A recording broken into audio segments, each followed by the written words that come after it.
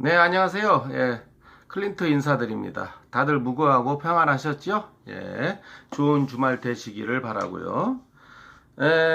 오늘은 제가 여러분 앞에 올리고 싶은 말씀이 북한의 최선희 부상이라고 그 기집년 있잖아요. 그 빨갱이. 그쪽에서 부상이라고 하면 우리의 그 차관급에 해당된다 그래요. 근데 이제 뭐 갑자기 외신 기자회견을 열었다. 에, 사실은 기자회견이라는 말부터가 처음 이게 잘못된 거예요. 기자회견이라는 게 자기가 하고 싶은 말을 한 다음에 기자들의 질문을 받는 게 기자회견이지, 자기가 하고 싶은 말만 일방적으로 하고 들어가는 게 무슨 기자회견이에요. 그러면 지난번 하노이에서도 뭐 새벽 2시에 기습 기자회견 형식으로 질문은 전혀 안 받는 그런 기자회견을 했을 때 이유가 뭘까요? 기자들의 날카로운 질문에 대답할 준비가 안 돼 있다는 거죠. 자신도 없고. 또 보통 그 평양에 있는 외신 기자들이라면 어디 뭐 수준이 보통 사람들이겠습니까? 날카로운 시선과 견문이. 그러니까 이제 그걸 감당할 수가 없으니까 그냥 일종의 뭐 성명을 발표한 것 뿐이죠. 자기들의 입장이라고. 그리고 또 한 가지는 이제 최선희가 한마디 덧붙인 게 뭐 곧 똥돼지에 입장 발표가 있을 것이다. 뭐 핵 문제를 더 이상 대화를 할 건지 이제 그만둘 건지, 막말로 뭐 황금 같은 기회를 잃었다는 둥 해가면서 미국이 개소리를 해가면서 그러면서도 이제 뭐 뉴스 보도대로 트럼프를 자극하는 말은 안 했다 그래요. 자, 자기들도 이제 좀 대화를 했으면 하는 여지를 남겨둔 거지요. 여기서 생각해 볼 게 여러 가지가 있죠. 이거는 미국에 대한 그 어떤 자기들 나름대로는 압박용일 수도 있어요. 제가 분석하기에는 첫 번째. 그 다음에 그러면서도 트럼프에 대해서 너무 심하지 않은 것을 보면은 대화를 계속 하고 싶다는 그 어린애가 그 엄마한테 따질 때 나 밥 안 먹어 하고 이렇게 하는 그런 모습이 아닌가 싶어요. 그러면 이제 어른이 달래느라고 그래 밥 먹어 하는 식으로 이제 그런 모양새가 보여지기도 하고, 또 한 가지 메시지는 이제 이게 이제 문빨에게 주는 메시지예요. 이렇게 말하자면 문빨에게 주는 그 수령님의 어떤 지시사항이죠.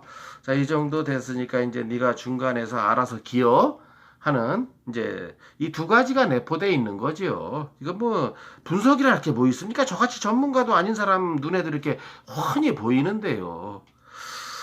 자, 지금 이제 상황은 그런 것 같고, 여기에 대해서 이제 미국이 뭐 별다른 자극적인 논평을 내고 있지 않지 않습니까? 이거는 뭐냐면은, 뭐 유치원생이 대학생하고 싸우자고 덤벼들면 대학생이 그거 같이 싸울까요? 뭐 그렇게 생각하시면 돼요. 그냥 얼르고 달래는 게. 그리고 얼르고 달래도 안 되면 그럴 때 한번 회초리를 들은 게 어른의 모습 아니겠습니까? 이게 바로 미국과 북한이 지금 처해 있는 솔직한 상황이고요. 제가 뜬금없이 어떤 공자님의 사례를 하나 들겠습니다. 아시는 분들은 뭐 너무 유명한 얘기라 다 아시겠지만은, 공자님이 이제 어느 날 갑자기 제자와 길을 가다가 이렇게 대로를 걸어가고 있는데 골목길 안쪽에서 어떤 똥을 싸고 있는 어떤 사람을 발견하고 제자도로 불러오라고 해서 아주 호되게 야단을 쳤다 그래요. 이제 뭐 두 번 다시 그러지 말라는 식으로 이제 말씀하셨겠죠. 이제 그러고 나서 다시 이제 길을 가는데 어떤 놈이 길 한복판에서 똥을 싸고 있더래요. 그러니까 공자님이 그냥 못 본 척하고 지나가시더래요.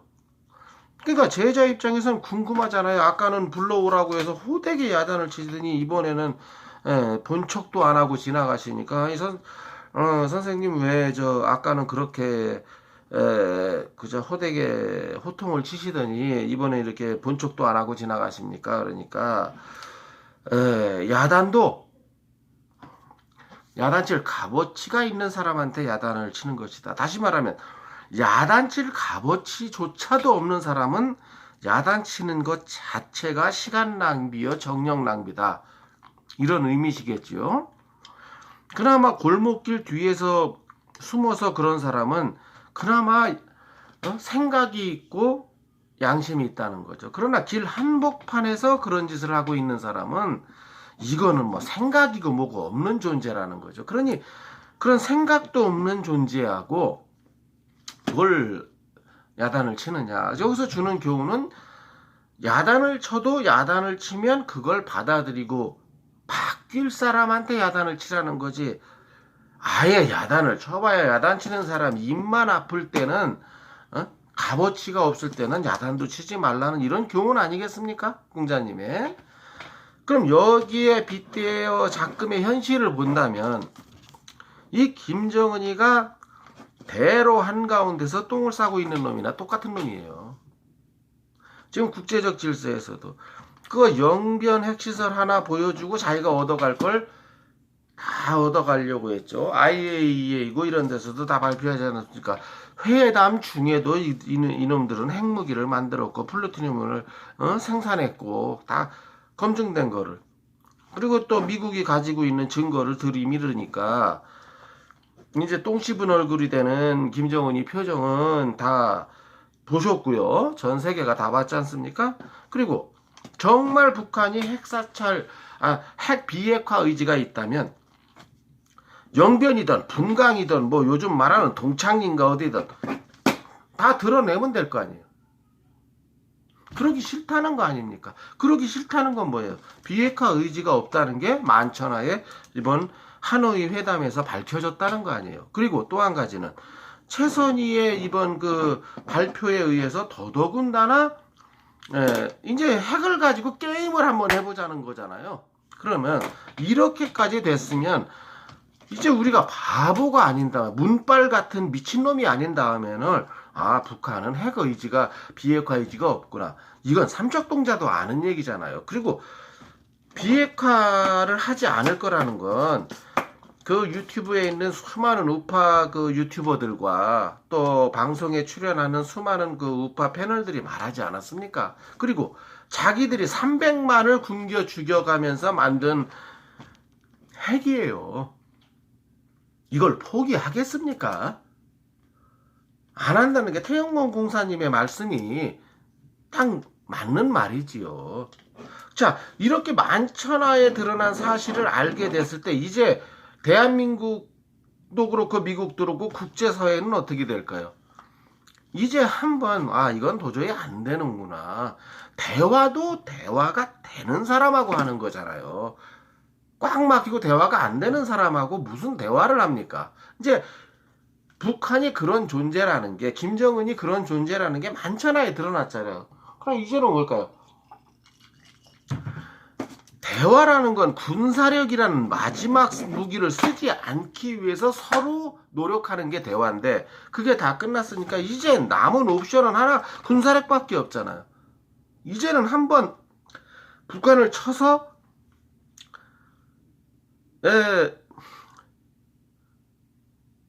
진짜 목적은 북한의 그 말 같지도 않은 체제, 말 같지도 않은 정권을 없애버리는 이런 응징을 한번 할 때가 된 게 아닌가 싶어서 제가 여러분 앞에 말씀을 드리는 것입니다. 그리고 그 좌파들이 허구한날 하는 말 있죠. 평화를 위해서는, 그들의 평화는 거짓 평화예요. 진짜가 아니에요. 평화를 위장한 북한 체제를 존속시키기 위한 가짜 평화라는 거죠. 다시 말해서 평화를 위해서 전쟁이 나면 안 된다. 이렇게 식으로 따진다면은 그러면 북한의 2,500만에서 2,600만으로 추정되는 북한 주민들의 인권은 언제 찾아준단 말입니까? 그들도 사람으로 태어난 이상 사람으로 살 권리가 있는데 그 권리를 모조리 김정은 한 사람을 위해서 짓밟고 짓누르고 있잖아요. 그러니까 필요악이라는 말을 우리가 사회에서 쓰지 않습니까? 필요악이라는 거는 안 좋지만 필요하다, 그런 뜻 아니겠습니까? 그러면 전쟁도 필요악에 해당될 때가 많다는 거예요. 무슨 얘기냐면 히틀러식으로 일으키는 전쟁은 옳지 않습니다. 내가 최고요, 뭐 우리가 최고라는 식의, 그리고 우리가 무조건 세계상을 지배해야 된다, 이건 개논리죠. 그러나 반대로 같은 전쟁입니다. 아브라함 링컨 대통령께서 남북 전쟁으로 노예 해방 전쟁을 치르셨지 않습니까? 그리고 승리해서 노예 해방이 이루어졌고요. 그러면 똑같은 논리로 생각해 보세요. 노예 해방을 위한 전쟁을 위해서 노예 해방을 저지하려는 세력과 노예 해방을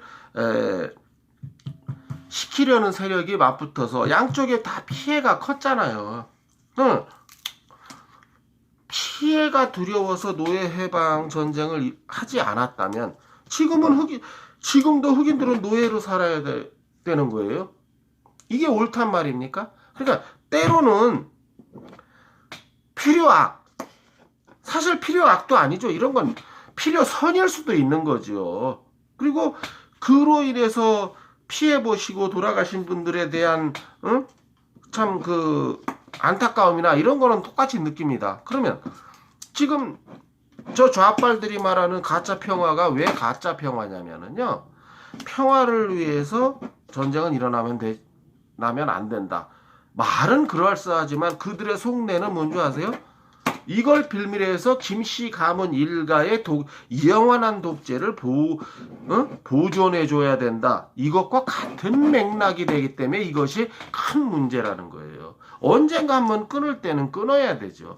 북한 주민의 노예 해방을 우리 시대에 할 수 있다면 우리가 해야 되겠죠. 이걸 다음 세대로 넘기면 다음 세대로 넘어가는 그 시간 동안 이 2천 수백만의 주민은 또 더 긴 세월을 노예로 살아야 하기 때문에 가능하다면 제가 볼 땐 지금이 그때라고 생각합니다.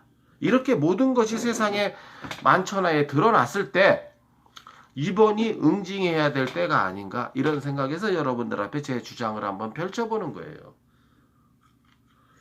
그러니까 거짓 평화로다가 북한 정권을 계속 유지시켜 주려는 좌파 빨갱이들의 음모에 더 이상은 늘어나서는 안 되고, 아브라함 링컨이 노예 해방을 위해서 큰 결단을 내린 것처럼 트럼프가 지금 제2의 아브라함 링컨이 돼서 북한 주민의 2,500~600만 주민의 노예 해방을 위한 한번 북한에 대한 응징을 시작할 때가 된 게 아닌가. 이게 바로 제 의견입니다. 제 의견이 틀렸다고 생각하십니까, 여러분? 댓글 달아주시기 바랍니다. 틀렸다고 생각하시는 분들은, 동의하시는 분은 좋아요와 구독 눌러주시고요.